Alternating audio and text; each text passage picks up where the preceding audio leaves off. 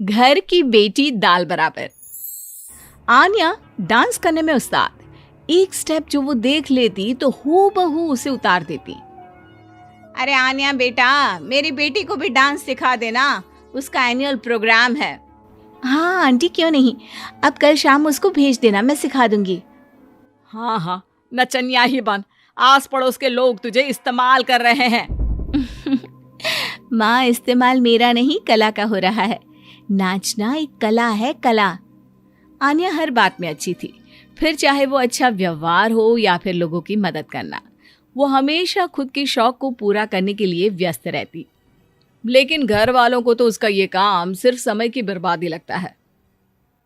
कहाँ है आन्या? उसको बोलो कि आज शाम को खाना वही बनाएगी। सपना देख लो कि तुम्हारी बेटी घर का खाना बनाएगी।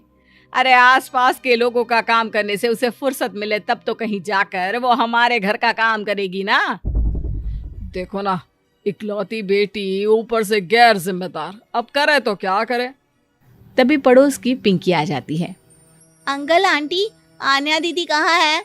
वो क्या है ना, मेरा क्लास वर्क है, वो मुझे समझ में नहीं आ रहा, तो मम्मी ने कहा कि आन्या दीदी से पूछ लो। हाँ हाँ, क्यों नहीं, खुद का तो कोई काम है ही नहीं उसे। जाओ जाओ, सीढ़ी से ऊपर चली जाओ, वहीं कमरे में है आन्या। एक रोज शहर में डांस कंपटीशन वाले लोग आते हैं, जहां आन्या का डांस सबको पसंद आता है। क्या बात है, छोटे से शहर में इतना टैलेंट? बेटा कौन सिखाता है आपको? कोई नहीं सर, वो क्या है ना, मैं टीवी देखकर सीख जाती हूँ। अरे वाह, और आपके मम्मी पापा कहाँ हैं? वो नहीं आए? नहीं, वो लोग नहीं आए हैं।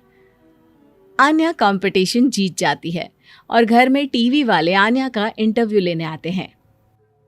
अरे क्या है, कहाँ घुसे जा रहे हो, क्या हो गया? आप आन्या की माँ है ना?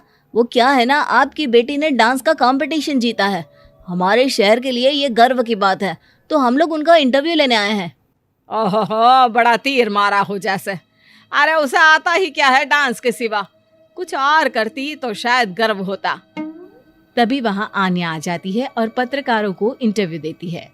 उसी रोज पिता के ऑफिस में। देखो तो आजकल के बच्चे कितने स्मार्ट हैं, धन्य है ऐसे बच्चों के माता पिता को। और किस्मत वाले होते हैं ऐसे माता पिता, वरना मेरी बेटी तो किसी काम की नहीं, सारा दिन बस नाच गाने में ही दिमाग लगाती रहती है। अरे वो बच्ची हमारे शहर की ही है, कितना नाम कमा रही है डांस में, हम तो उसकी बात कर रहे हैं। अच्छा, कोई डांस में भी नाम कमा सकता है? अरे दे देना भाई पेपर की कटिंग, दिखाऊंगा आन्या को भी मैं। क्या नाम बताया? आन्या? यही तो नाम है मेरी बेटी का, आन्या शर्मा। बड़े उम्मीद से रखा था कि कुछ अच्छा नाम कमाएगी, लेकिन नहीं। आजकल के बच्चों को माँ पापा की इमोशन की कदर है क्या? अरे ये देखिए, इस बच्ची का नाम भी आन्या शर्मा ही है, जो पूरे शहर का नाम रोशन कर रही है। पिता अखबार देखते हैं तो सामने बेटी की ही फोटो रहती है। लेकिन ये क्या, जिस फोटो को देखकर हर कोई गर्व कर रहा था, पिता को उस पे कुछ भी खास दिखाई नहीं देता। हमारी ही औलाद है ये, पता नहीं कब कहाँ जाकर नाम लिखवाती है, मुझे तो पता भी नहीं है। अरे शर्मा जी, जरा मिलवा दीजिए ना अपनी बच्ची से, मैं अपनी बेटी को भी ऐसा ही बनाना चाहती हूँ। मेरी बेटी को कुछ टिप्स दे देगी करियर को लेकर। अच्छा, ये दिन आ गया आपकी बेटी के, ले आइए कभी भी, लेकिन बाद में अफसोस ना करिएगा। सभी को आन्या के पिता की बात पर हैरानी होती है कि इतनी टैलेंटेड लड़की के माता पिता आखिर उससे चाहते क्या है। पिता घर आते हैं और माँ से कहते हैं, पता है तुम्हारी लड़की क्या कर रही है, या फिर ऐसे ही व्यस्त रहोगी हमेशा? अरे पता है मुझे, पर आपको कैसे पता चला? अरे कुछ पत्रकार आए थे, पता नहीं कहाँ कौन सा कंपटीशन जीत कर आई है। नजर रखा करो उस पर। तभी वहां पड़ोसन आ जाती है, जो पति पत्नी दोनों ही डॉक्टर होते हैं। नमस्ते भाभी, बधाई हो आपको आन्या की कामयाबी की। भाई भगवान बेटी दे तो ऐसी। कहाँ है वो?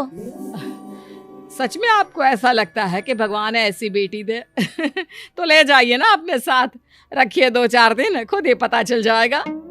और नहीं तो क्या, सारा दिन करती क्या है, कहाँ रहती है, हमें तो कुछ पता नहीं होता, ना बताती है ना पूछती है। खैर देखिए, वो वक्त अब गया जब माता पिता बनकर बच्चों की परवरिश की जाती थी।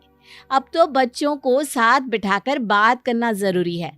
वो क्या कहते हैं, बच्चे के दोस्त बने। तो क्या आप दोनों अपनी बेटी के दोस्त हैं? हाँ, बस अब यही बाकी रह गया था। खैर बताइए, क्या काम है आपको?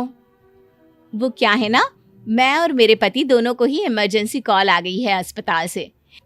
मेरी बेटी आन्या की अच्छी दोस्त है, तो मैं क्या उसे आन्या के पास छोड़ दूं अगर वो फ्री है तो? माँ कुछ बोलती उतने में ही आन्या आ जाती है। वाह आंटी, क्यों नहीं, मैं फ्री ही हूँ, आप निश्चिंत रहिए, मैं उसका पूरा ख्याल रखूंगी। थैंक्स बेटा। वो अपनी बेटी उनके घर छोड़ जाती है, जो आन्या की उम्र की ही होती है। ये क्या मजाक है आन्या? हम लोगों को सोना भी होता है और हर घर का अपना कायदा होता है। मुझे बिल्कुल पसंद नहीं है कि तुम किसी को भी घर में घुसा लो। धीरे बोलिए पापा, कैसी बात कर रहे हैं? अंकल आंटी डॉक्टर है, पता है ना डॉक्टर का फर्ज क्या होता है। अगर वो किसी की जिंदगी बचा रहे हैं तो क्या हमारा फर्ज नहीं बनता कि हम भी उनकी किसी न किसी तरह से मदद करें? आपको तो पता है घर पर अकेले रहना कितना अनसेफ है। हाँ, तो दुनिया को सेफ करने का जिम्मा तू नहीं ले रखा है?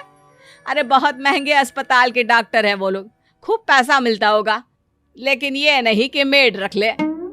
क्या कहती आन्या, कैसे माँ पिता को समझाती कि किसी की मदद करना कोई बुरी बात नहीं है। खैर कुछ महीनों बाद आधी रात को माँ जोर जोर से चिल्लाकर आन्या के कमरे में जाती है। बेटा बेटा आन्या, पापा के सीने में दर्द हो रहा है, बेटा कुछ कर। हाँ माँ, मैं डॉक्टर को फोन करती हूँ। आन्या डॉक्टर को फोन करती है, लेकिन माँ डॉक्टर को तो आने में काफी वक्त लग जाएगा, मैं पिंकी के पापा को बुला लाऊं? अरे वो नहीं आएंगे बेटा, वो लोग बहुत बड़े डॉक्टर हैं और हम लोगों के पास इतने पैसे भी नहीं है।